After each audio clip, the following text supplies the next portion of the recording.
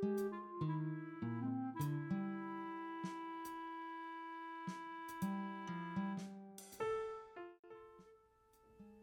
name is Donna Beck, age 23. She was an upcoming singer with soft, soothing voice that sings so good.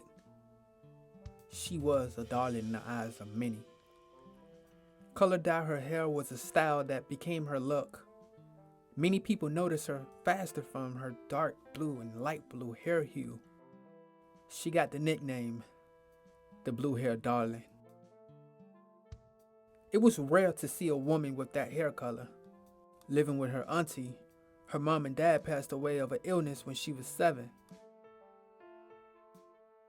As an adult, every year she visits their grave.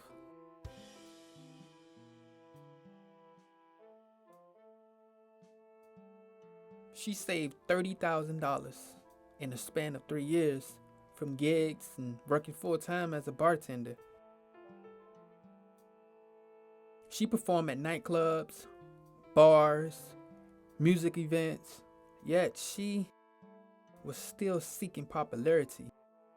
She wasn't a household name.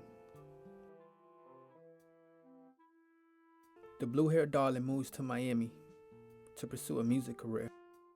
Her last performance was at the Viddy Lounge. Around 7 in the morning, a random person who was walking noticed a body on the train tracks. And that body is the Blue Hair Darlin. Detectives on the scene seek to find any signs of her cause to death physically. Detective Lucy checked the body to see any wound, her chest, no signs of bullet entries. She inspects her neck. It's abuse marks. She was strangled. Detective Yanari is curious. Why was she strangled? Detective Lucy, theory. Take away her breath. It destroys her voice. The Viddy Lounge. Detective Lucy utters, "Who is Donna Beck?" The bartender, "She is the Blue Hair Darlin. She's a normal performer twice a month. I saw her leaving with a man who is not a regular. He had a black coat with dark shades. I didn't question who he was because he was spending money and I brushed the curiosity off. I couldn't help the urge to gain insight.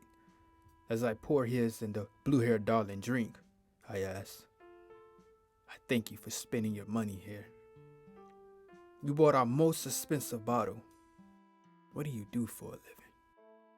With a low tone of voice, he responded, "I'm not here to give my backstory," with a grimacing smile.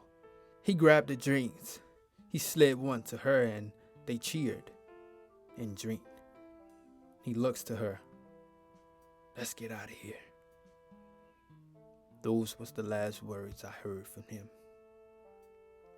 She never took a drink from anybody, unless she knew you personally.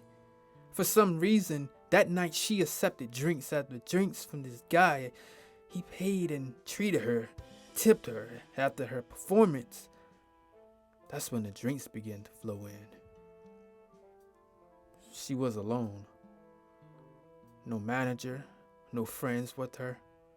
There's times she bring a friend or two, but then there are times she alone. That night, she was looking death in the eyes and didn't know. Whatever he was saying to her, she bought in. They left together and she went out the exit door. That was the last time I saw her. Minutes becomes hours. Hours become days. Days become weeks. Weeks becomes months. Donna Beck, the Blue Hair Darlin, case was closed.